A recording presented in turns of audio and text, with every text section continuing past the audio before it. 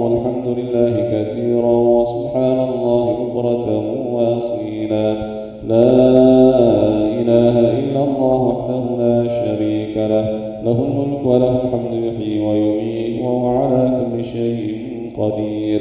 ولا حول ولا قوة إلا بالله العلي العظيم. أستغفر الله العظيم. يا لطيف يا كافي يا حفيظ يا شافي. الله يا لطيف يا كافي يا حفيظ يا شافي. الله يا لطيف يا وافي. الله يا كريم أنت الله. يا لا إله إلا الله. لا إله إلا الله. لا إله إلا الله. لا إله إلا الله. لا إله إلا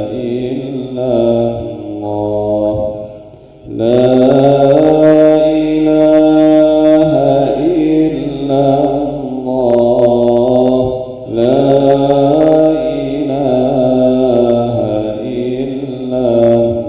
إلا الله. لا إله إلا الله. لا إله إلا الله.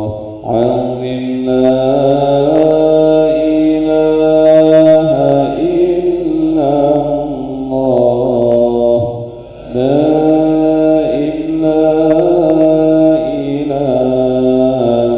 إلا الله. لا إله إلا الله محمد رسول الله صلى الله عليه وسلم. كلمة حق عليها نحيا وعليها نموت وعليها وبها نبعث إن شاء الله تعالى من الآمنين. إن الله وملائكته يصلون على النبي. يا أيها الذين آمنوا صلوا عليه وسلموا تسليما. اللهم صل وسلم على سيدنا محمد وعلى سيدنا محمد. أعوذ بالله من الشيطان الرجيم. بسم الله الرحمن الرحيم. الحمد لله رب العالمين والعاقبة للمتقين ولا عدوان إلا على الظالمين. اللهم لك الحمد وإليك المشتكى وأنت المستعان. ولا حول ولا قوة إلا بالله العلي العظيم. والصلاة والسلام على أشرف الأنبياء والمرسلين سيدنا محمد وعلى آله وصحبه أجمعين. اللهم صل وسلم على سيدنا محمد الذي جاء بالحق المبين وأرسلته رحمة للعالمين. اللهم اغفر لنا ذنوبنا ولوالدينا وارحمهم كما ربونا صغارا. ولجميع المؤمنين والمؤمنات والمسلمين والمسلمات الأحياء منهم والأموات برحمتك يا أرحم الراحمين. اللهم إنا نسألك الهدى والتقى والعفاف والغنى والاستقامة وحسن الخاتمة. اللهم يا غني يا حميد يا مبدئ يا معيد يا رحيم يا ودود أغننا بحلالك عن حرامك وبطاعتك عن معصيتك وبفضلك عن من سواك. اللهم أعنا على ذكرك وشكرك وحسن عبادتك. اللهم استر عيوبنا بسترك الجميل يا ستار العيوب في الدنيا والآخرة إنك على كل شيء قدير. ربنا هب لنا من أزواجنا وذرياتنا قرة أعين واجعلنا للمتقين إماما.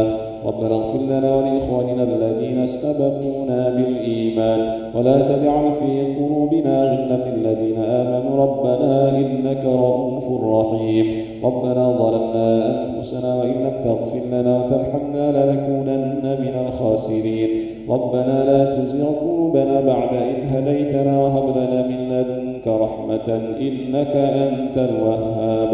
ربنا تقبل منا إنك أنت السميع العليم وتب علينا يا مولانا إنك أنت التواب الرحيم. ربنا آتنا في الدنيا حسنة وفي الآخرة حسنة وقنا عذاب النار. وصلى الله على سيدنا محمد النبي الأمي وعلى آله وصحبه وبارك وسلم. رب سبحان ربك رب العزة عما يصفون وسلام على المرسلين والحمد لله رب العالمين. الفاتحة. أعوذ بالله من الشيطان الرجيم. بسم الله الرحمن الرحيم. الحمد لله رب العالمين الرحمن الرحيم مالك يوم الدين إياك نعبد وإياك نستعين اهدنا الصراط المستقيم صراط الذين أنعمت عليهم غير المغضوب عليهم ولا الضالين. آمين آمين يا ربنا يا رب العالمين يا مجيب السائلين.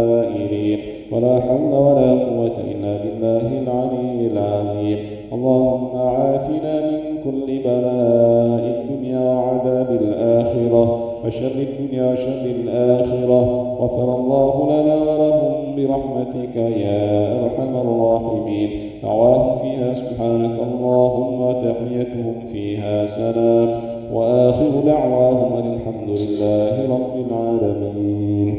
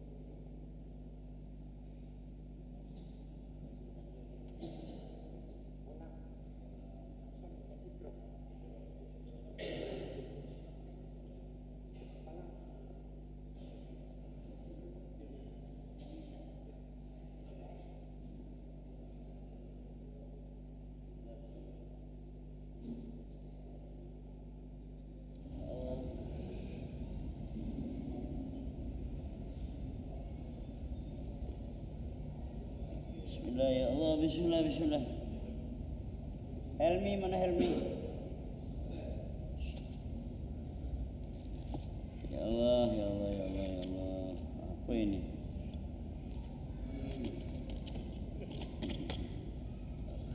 Haji Makmun, Haji Makmun, apa saja? Haji Makmun.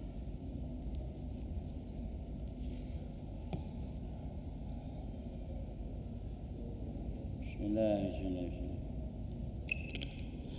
Maju, maju. Maju, maju. Yang jauh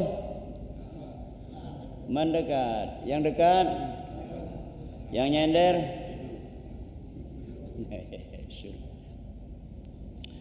Bismillahirrahmanirrahim. Bismillahirrahmanirrahim. Ini kopi menjelang pilkada ini jadi putih ya? Kecut, biasanya hitam kopi.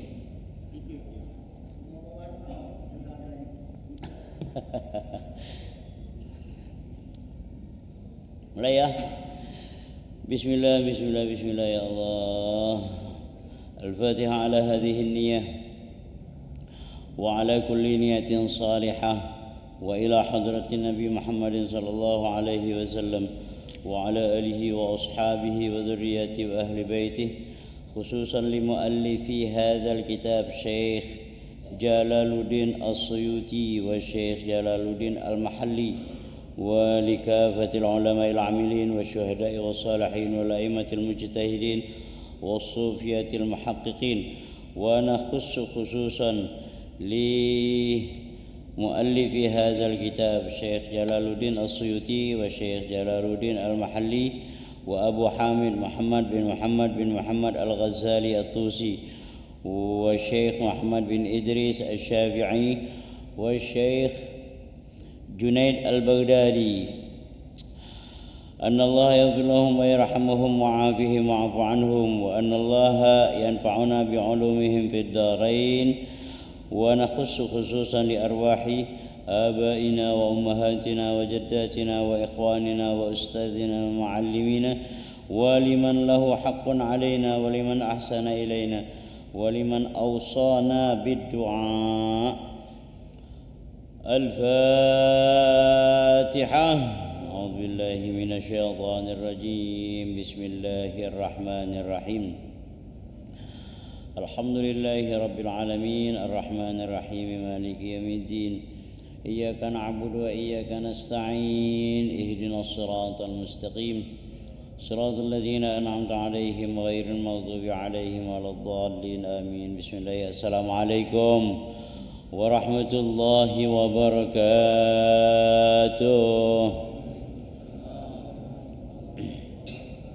Bismillah, alhamdulillah, wassalatu wassalamu ala rasulillah wa ala alihi wa sahbihi wa man tabi'ahu wa wala.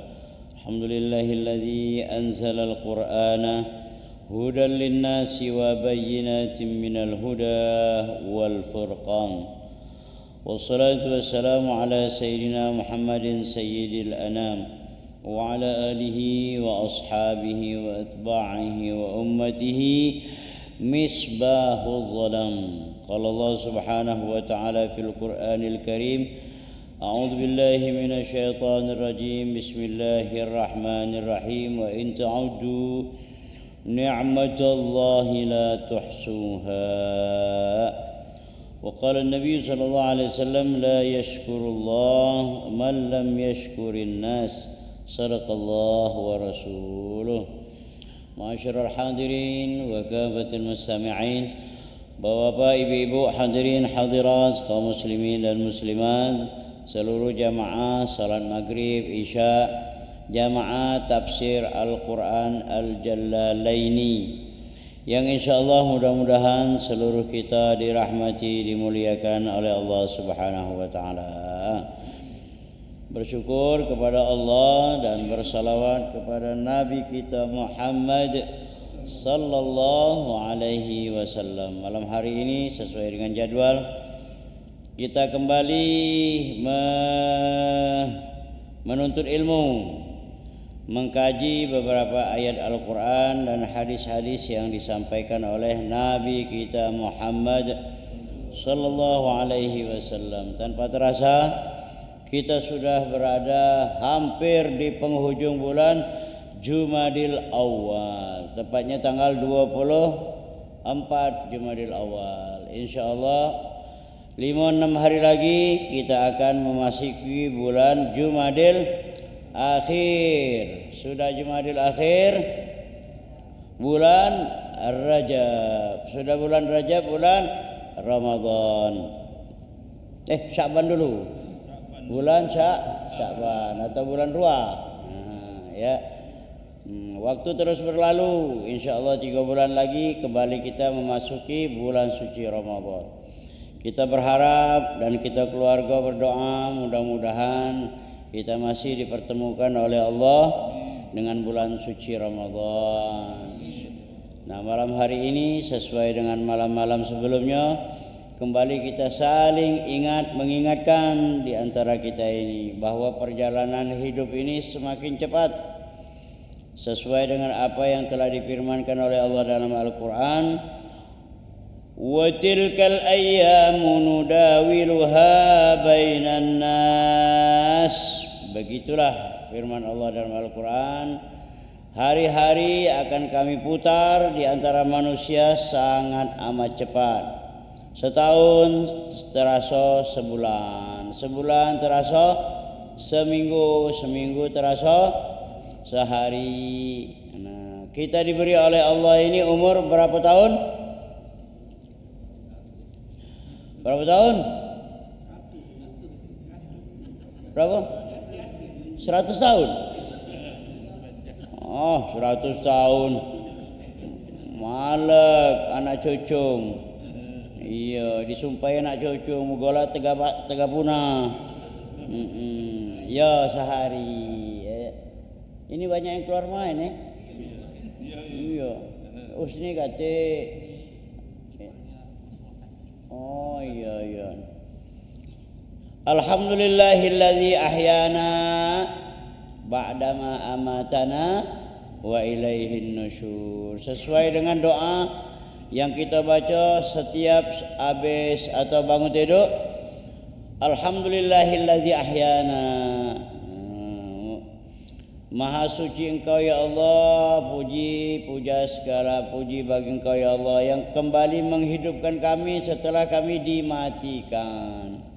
Artinya apa? Tidur semalam kita mati semu.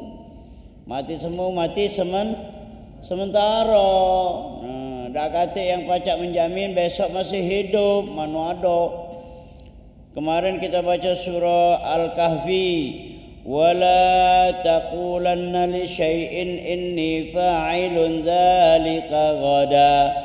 Jangan kamu mengatakan kalimat yang pasti untuk digawe ke besok. Pasti dia pasti bayar hutang, tapi kebanyakan tak bayar hutang. Pasti nepati janji, pasti datang, pasti hadir, tak boleh. Tapi katakanlah dengan kalimat insya Allah, sebab umur kita ini di tangan Allah. Dah kata yang tahu. Berarti umur kita ini berapa? Sehari semalam. Besok dah kata yang tahu masih hidup apa tidak. Makanya kita ini sebelum kita mati kita beramal, sebelum sakit kita beramal, sebelum buntu kita sedekah. Itu caranya. Rebut waktu itu. Jangan sampai terlena. Dua hal yang tidak pernah banyak dilupakan oleh manusia. Nikmat umur, nikmat kesempatan. Nikmat sehat, nikmat sempat. Dulu banyak yang pernah kita cerita ke kemarin. Para sahabat-sahabat ini banyak nih yang takut, nih yang dengan mati. Takut mati karena meninggal ke hutang. Pernah kita cerita ke itu yang namanya Khalifah Umar bin Khattab setelah diangkat jadi presiden. Umar bin Khattab itu diangkat jadi khalifah, presiden bagi kita, pengganti Rasulullah, pengganti Abu Bakar. Nah ini tambah menyala ini. Ya Allah, siapa yang punya gawe ini ya Allah. Syukur. Jadi selama aku ngajar tafsir, ya, tafsir di Masjid Agung ini belum pernah ada yang melika aku rokok. Baru malam inilah nah. Surya men. Bismillah.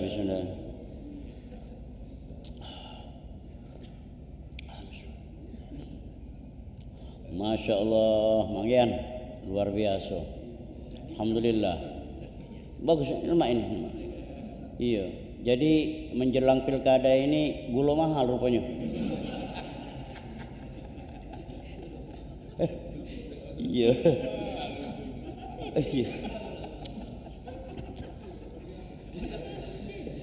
Jadi presiden yang namanya siapa? Umar bin Khattab. Ingok keluarganya miskin, anaknya yang namanya Abdullah main dengan kawan-kawannya, rupanya dioyok oleh kawan-kawannya.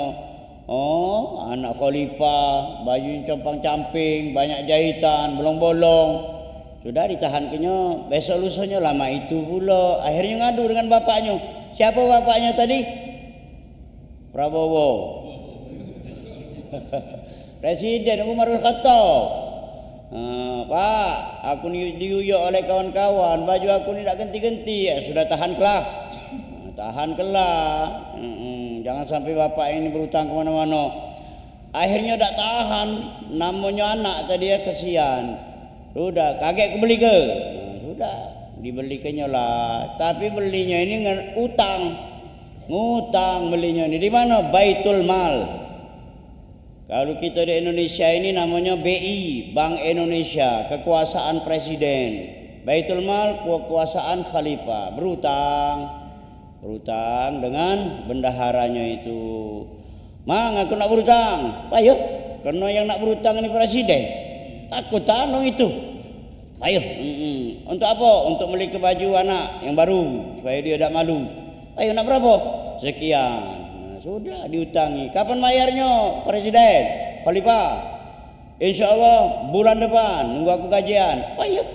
Sudah diutangilah. Waktu nak balik lah diutangi. Waktu nak balik, Pak Khalifah, aku cuma nak bertanya baik. Uji yang megang keuangan Baitul Mal itu tadi. Aku cuma nak bertanya baik. Ya. Kira-kira sebulan lagi itu Khalifah ini masih hidup apa tidak? Nah, mak itu dia bertanya itu masih hidup apa tidak? Ada tak jaminan bulan depan hidup? Laju nangis Umar bin Khattab ini tadi dibalik ke nyau tadi nak utang tadi tak jadi aku. Uji Prabowo uji siapa tadi? Uji Umar bin Khattab tadi tak jadi aku. Saking takut dia mati ninggal ke utang. Nah, artinya apa ini? Yang pertama sebagai khalifah presiden nunjukkan dengan rakyatnya ya bahwa kita harus optimis, jangan galak dikit-dikit berutang, tak boleh. Kita ini harus mawas diri, tahu bahwa kita ini bakal mati. Nah, kita tak tahu mati itu kapan. Sebab mati itu di tangan Allah. Nah, rahasia Allah. Bahasa kami dosen itu mati itu rahasia Allah itu mysterious of problem. Menyala ustadku. Iya tak tahu gitu. Kalau kita bersalah kepada Allah, berdosa kepada Allah, Allah itu innahu huwat tawwabur rahim.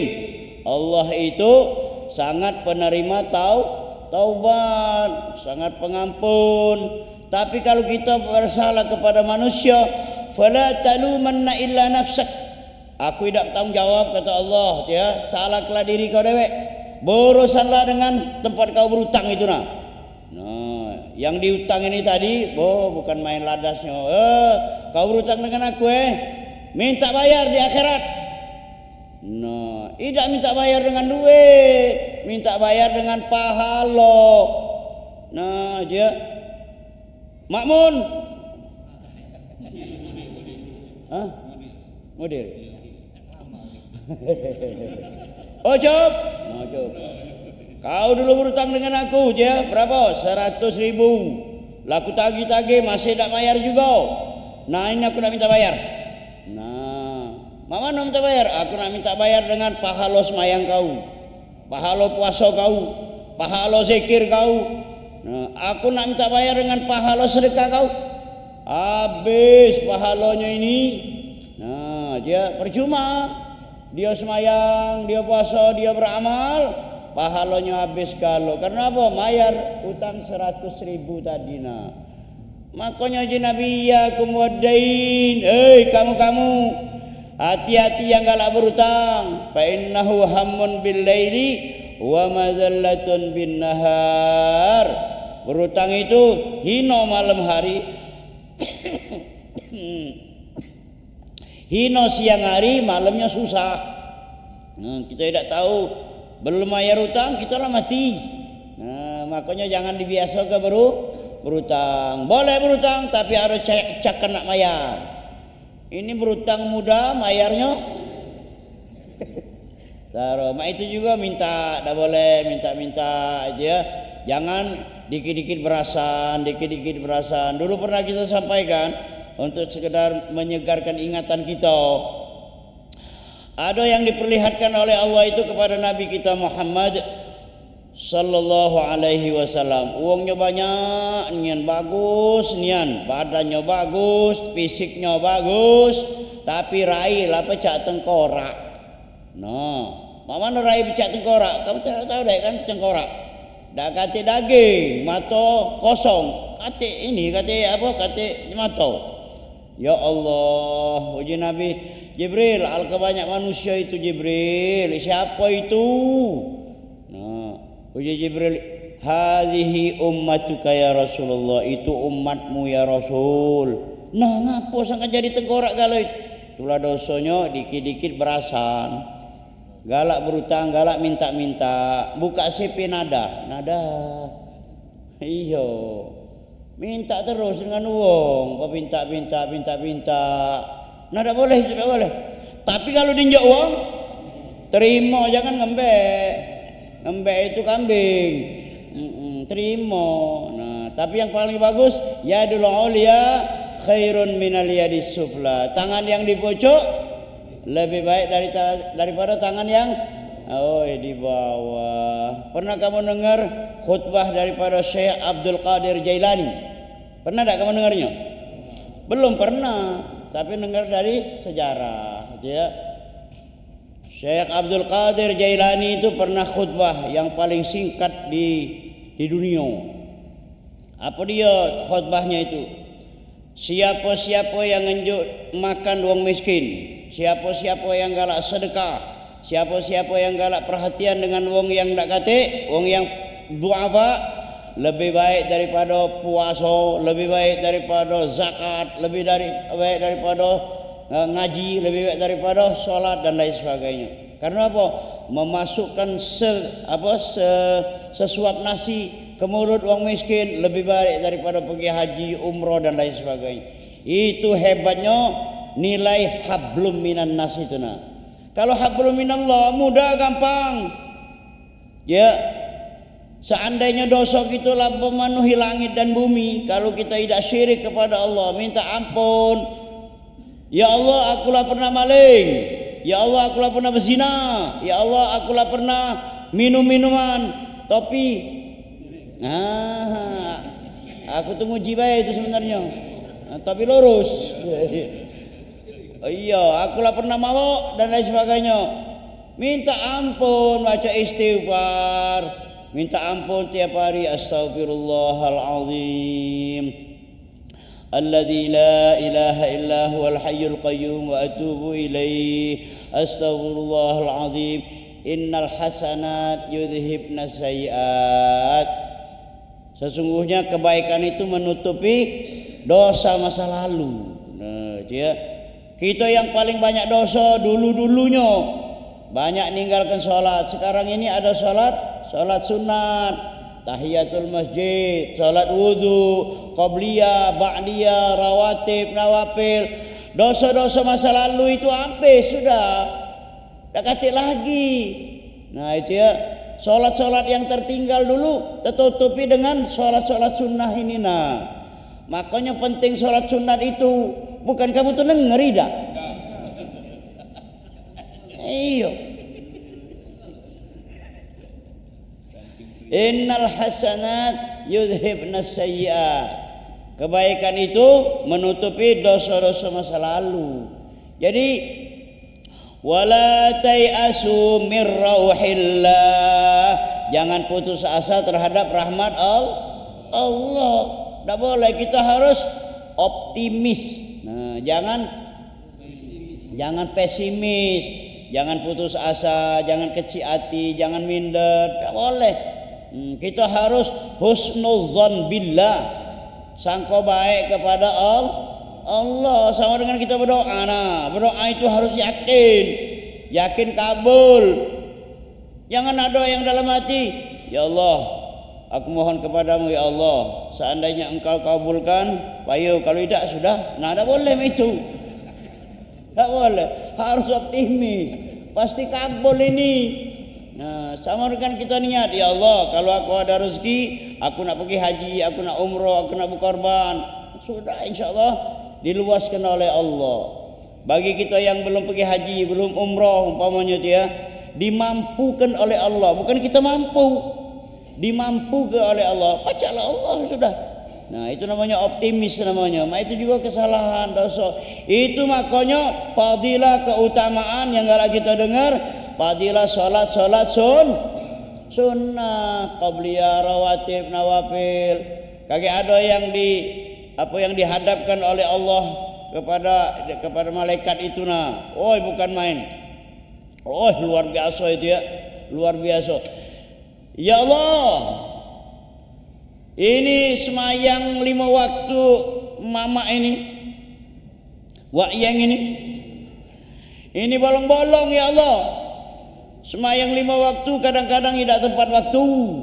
Semayangnya kadang-kadang tidak khusyuk, tidak dengan ilmu.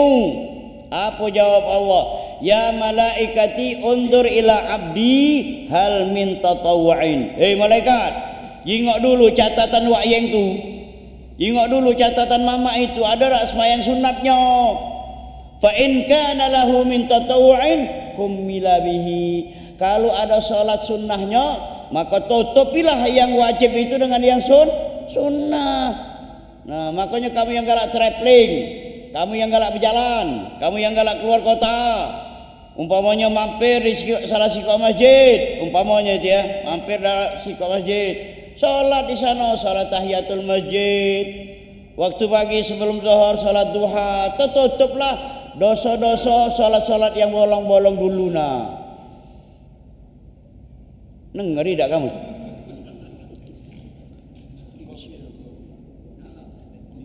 Salah ini. Sama dengan wong yang berangkat umroh ya. Aku doa ke kamu galau-galau ni berangkat umroh galau. Tak cukup diamin, tak cukup naftar.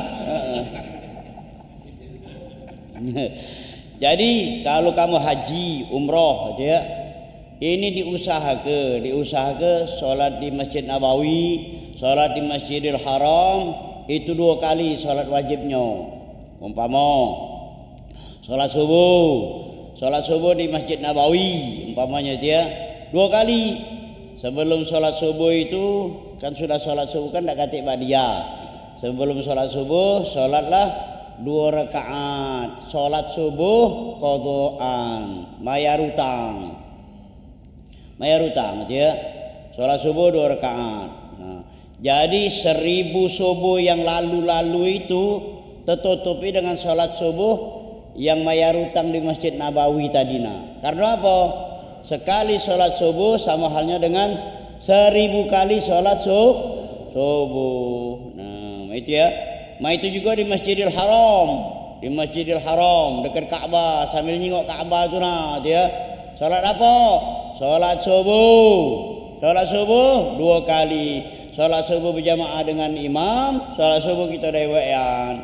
Itu kita salat subuh dewean, usolli fardhu subhi rak'ataini qada'an lillahi ta'ala, Allahu akbar. 100.000 sholat subuh yang kamu tinggal ke waktu bujang-bujang berdengkang dulu, waktu dah nakal-nakal dulu. Nah, dia itu tertutupi dengan subuh yang 2 rakaat mayar utang ini tadi. Nah, dia itu juga zuhur, asar 2 kali. Soalnya apa? Zuhur yang dulu tertutupi, asar yang dulu tertutupi. Itu juga maghrib dengan isya. Itulah kemuliaan, kehebatan kita umat Nabi Muhammad sallallahu alaihi wasallam. Nah, ini yang disebut dengan Allah itu Maha Pengampun itu. Nah, ya, jangan sampai kita ini mati ada utang sholat, ada utang puasa, ya, ada utang dengan wong lain. Nah, kalau dosa dengan wong lain, dosa dengan kita, yang itu Allah tidak bisa ngampuni. Ya, kalau umpamanya kita pernah menyakiti, nah nyakiti wong, nyakiti fisik, umpamanya tidak minta maaf, kakek dia minta bayaran itu kakek. Kalau di Indonesia ini terkena di pasal 351. Nah, maling siang hari 362. Maling malam hari 363. Galak nipu, umpamanya dia kena ujung 8 378. Munu tidak sengaja 38 berapa? 338. Dengan sengaja 340. Hukuman mati paling tidak seumur hidup. Nah, tapi kalau agama tidak, kalau sudah dimaafkan, insyaallah dosanya lah habis. Makanya utang-utang bayar, cuk. Bayar, jangan jangan bayar. Tempoh hari bayar itu ya sudah ya. Sudah kalau. Nah, hati-hati nih dengan kita waktu nih dia. Kita manfaatkan waktu ini. Sebab apa ini? Umur bertambah terus, logika bertambah. Tapi pada hakikatnya berkurang. Nah, dia dakati yang tahu kapan kita ini akan dipanggil oleh Allah Subhanahu wa taala. Makanya buah daripada kita yang nuntut ilmu ini paling tidak kita catatan kita ini kemarin ada 3 dia. Apa catatan kita ini? Ada yang berubah di dalam kepribadian kita ini. Nah, apa dia yang berubah? Yang pertama aqwalun, ucapan. Ucapan kita ini harus berubah. Dia man kana yu'minu billah wal yaumil akhir falyakul khairan aw liyasmut. Siapa yang mengaku beriman kepada Allah, hendaklah dia berkata yang baik-baik atau dia diam. Nah, dia ngomong yang bagus-bagus atau dia diam. Nah, itu ciri orang yang beriman itu. Nah, jangan sampai omongan kita, ucapan kita menyakiti hati wong, nyinggung perasaan wong dan lain sebagainya. Jangan berkata yang bohong-bohong, jangan berkata yang dusta-dusta, jangan merekayasa, tidak boleh. Dia ini ciri-ciri tanda wong yang munafik. Nah, wong munafik itu kalau tidak sempat dia bertobat waktu dia mati, tempatnya di mana? Tempatnya di kerak api neraka yang paling bawah. Iya. Sebab neraka ini kan ada tingkatan-tingkatan. Nah, dia tingkatan. Ada yang paling bawah, tengah, pucuk sekali. Nah, ternyata yang di bawah itu wong munafik, bukan wong kafir. Ya, wong munafik itu. Innal munafiqina fid darkil asfali minan nar. Sesungguhnya orang yang munafik pada waktu dia mati belum sempat bertaubat, tempatnya mana? Fid darkil asfali minan nar. Dia di neraka yang paling bawah. Nah, masih ada tak kesempatan untuk masuk surga Pak Amir? Tak tahulah aku. Iya, itu kekuasaan Allah, hak prerogatif Allah itu. Iya, tapi kalau dia pernah mengucapkan syahadat, 2 kalimat syahadat, itu besar kemungkinan masih ada peluang untuk masuk surga. Tapi lama dia. Jangan ada omongan, kakek masih masuk surga juga. Jangan itu ngomong. Itu ya. Fi yaumin kana miqdaruhu alfasanatin mimma ta'udun. Umpamanya, hei kau munafik kau masuk ke dalam api neraka yang paling bawah. Berapa lama? 7 hari. Oh, uji kita cuma 7 hari. Rupanya hitungannya itu kali 1000.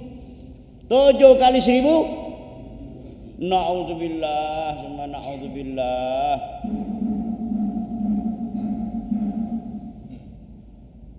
Barulah nak ladas sebenarnya ini. Ya. Tadi ucapan ya.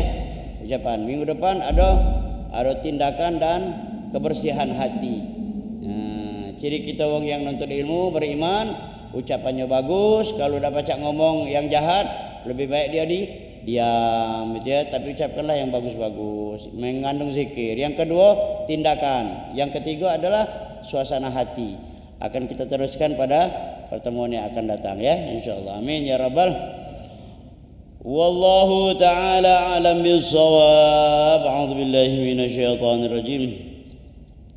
Bismillahirrahmanirrahim. Alhamdulillahi rabbil alamin. Allahumma shalli ala sayyidina Muhammad wa ala ali sayyidina Muhammad. Allahumma inna nas'aluka fahman nabiyyin wa hifdzal mursalin wa ilhamal malaikatil muqarrabin. Allahumma aghnina bil ilmi wa zayyinna bil hilmi wa akrimna bit taqwa wa jammilna bil afiyah ya arhamar rahimin. Wa salli wa sallim ala jamil anbiya wal mursalin walhamdulillahi rabbil alamin. Taqabbalallahu minkum. Tindakan hati. Tolong dok, tolong ini ke minggu depan.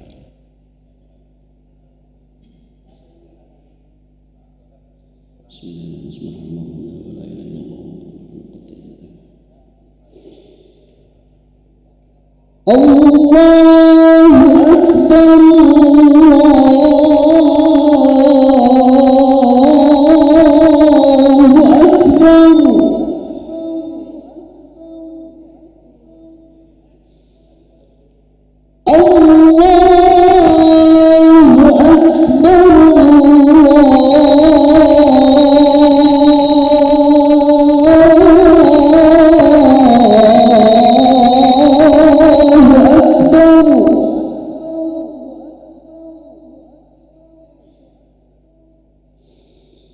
Asyhadu an la ilaha illallah. Asyhadu an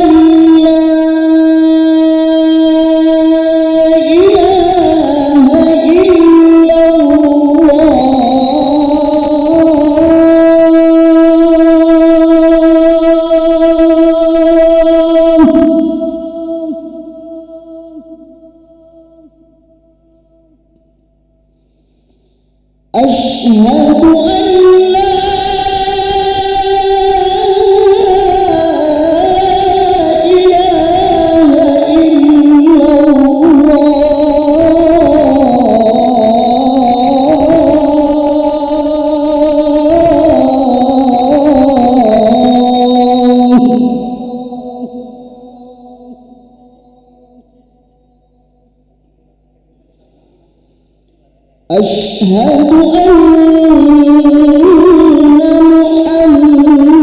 محمدًا رسول الله.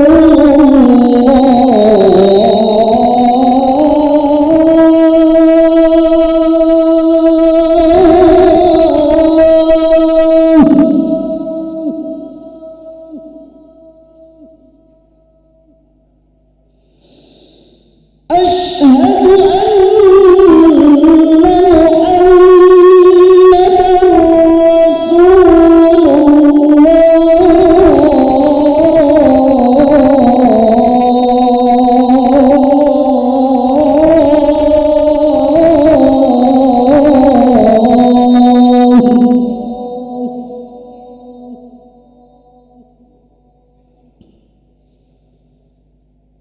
حي على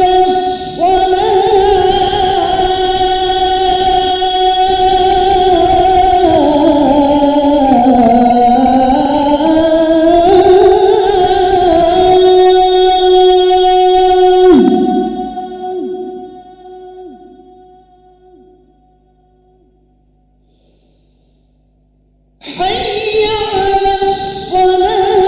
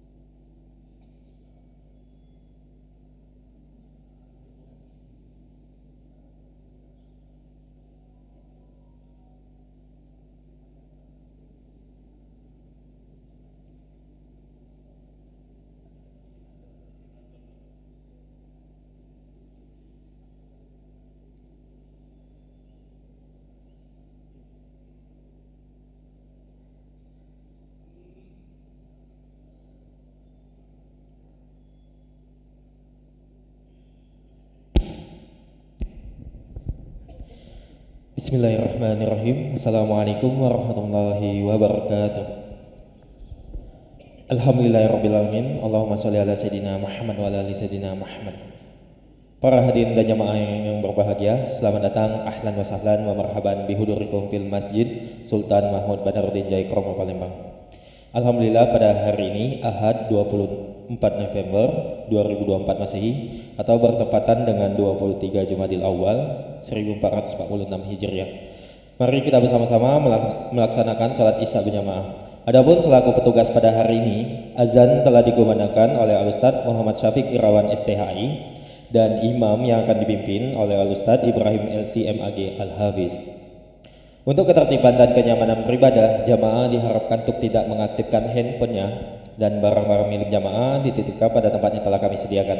Dan kami himbau kepada para jamaah untuk tidak meninggalkan safnya sampai doa dan zikir bersama imam dengan selesai.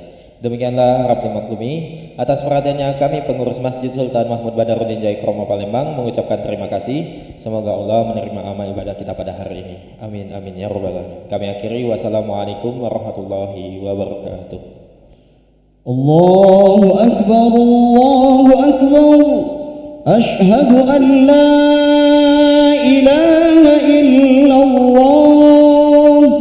Ashhadu anna Muhammadar Rasulullah. Hayya 'alas salah, hayya 'alal falah.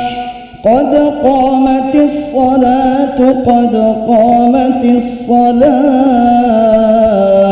Allahu Akbar, Allahu Akbar. La ilaha illallah. لا إله إلا الله محمد رسول الله صلى الله عليه وسلم أقامها الله أدمها ما دامت السماوات والأرض. اللهم اجعلنا من عبادك الصالحين. سووا صفوفكم فإن تسوية الصفوف من تمام الصلاة. استقيموا واعتدلوا.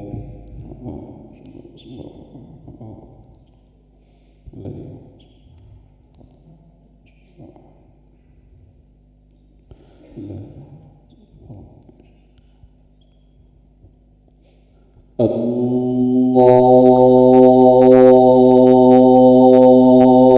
أكبر.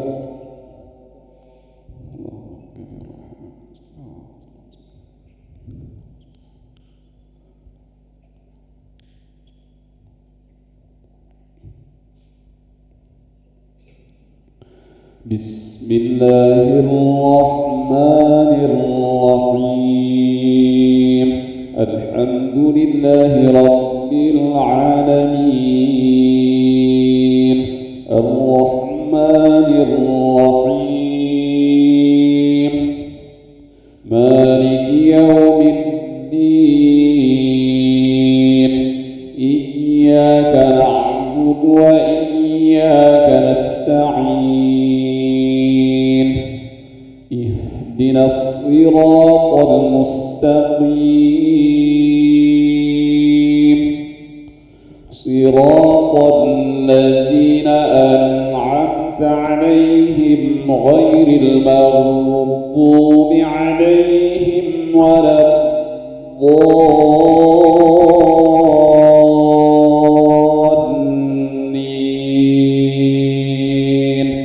آمين.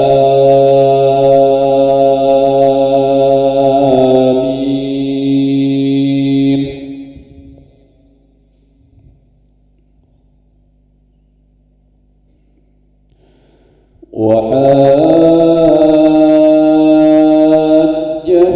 قومه قال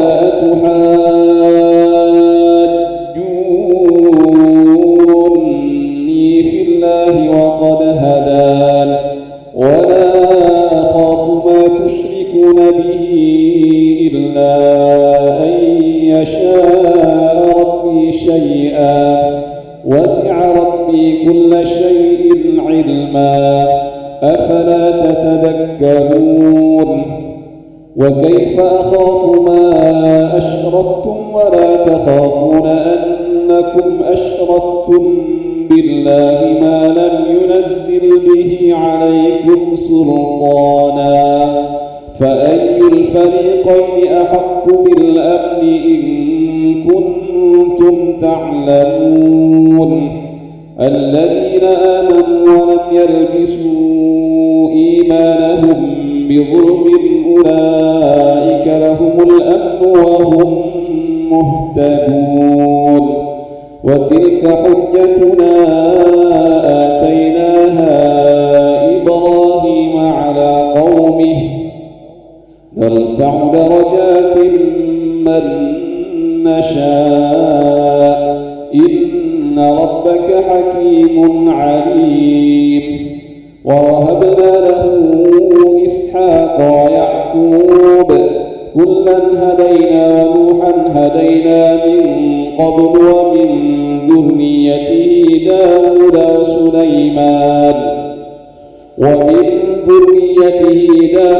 سليمان وأيوب ويوسف وموسى وهارون وكذلك نجزي المحسنين وزكريا ويحيى وعيسى وإلياس كل من الصالحين وإسماعيل واليسع ويونس ولوطا وكلا فضلنا على العالمين ومن آبائهم وذرياتهم وإخوانهم واجتبيناهم وهديناهم إلى صراط مستقيم.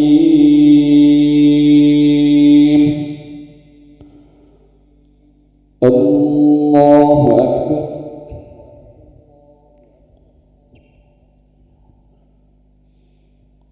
سمع الله لمن حمده.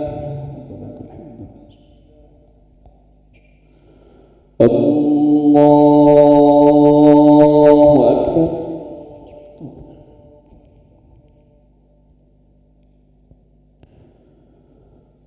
الله أكبر.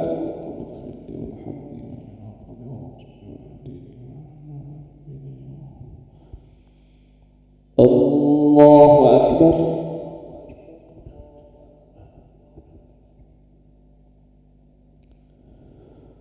الله أكبر. بسم الله الرحمن الرحيم. الحمد لله رب العالمين الرحمن الرحيم مالك يوم الدين إياك نعبد وإياك نستعين اهدنا الصراط المستقيم صراط الذين أنعمت عليهم غير المغضوب عليهم ولا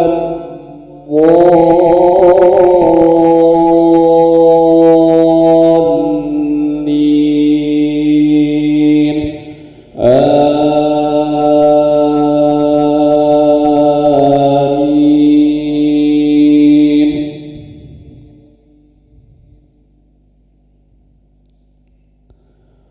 ذلك هدى الله يهدي به من يشاء من عباده.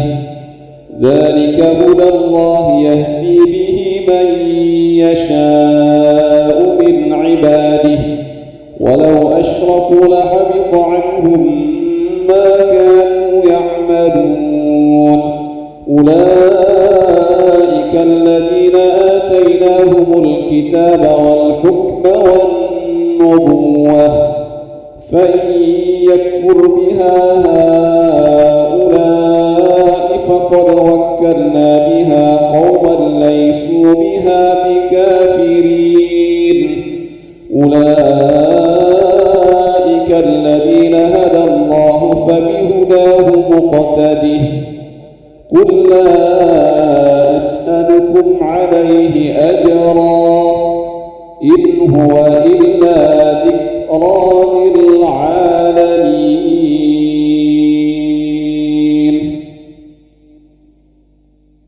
الله أكبر.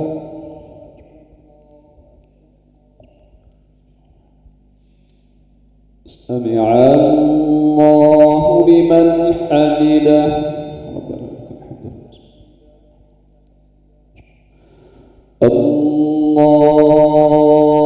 الله أكبر.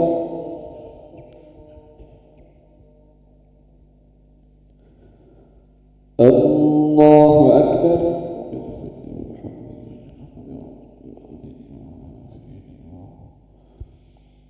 الله أكبر.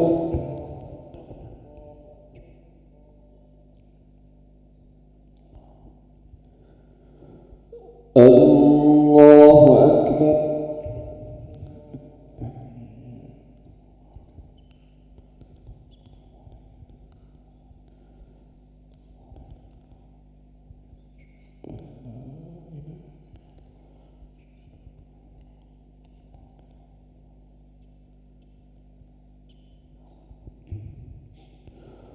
الله أكبر.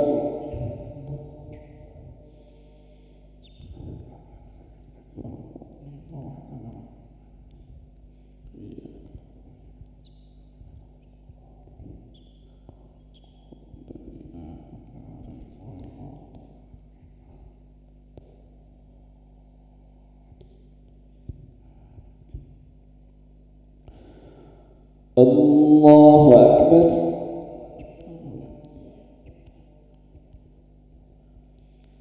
سمع الله لمن حمده. الله أكبر.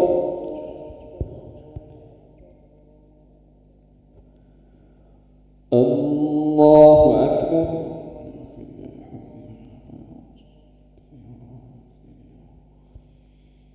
الله أكبر.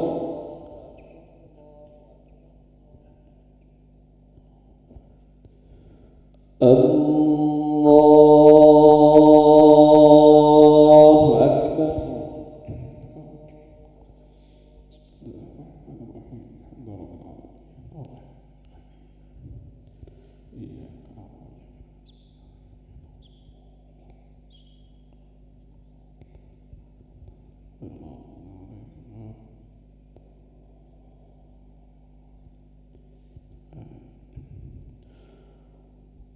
الله أكبر.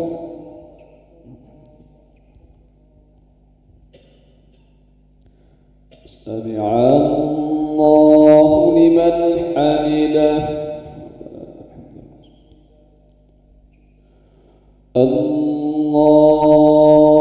الله أكبر.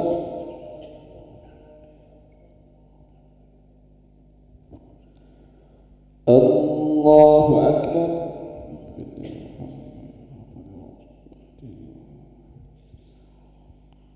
الله أكبر.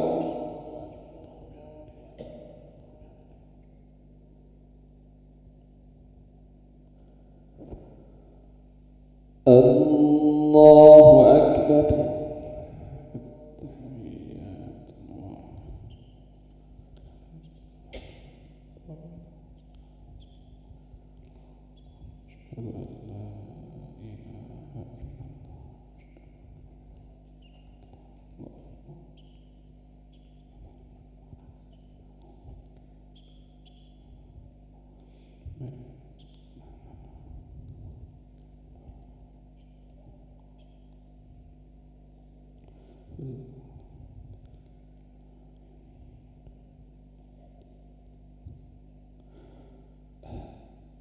السلام عليكم ورحمة الله.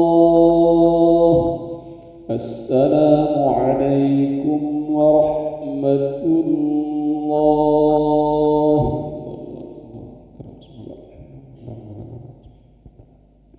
استغفر الله العظيم الذي لا إله إلا هو الحي القيوم ونتوب إليه.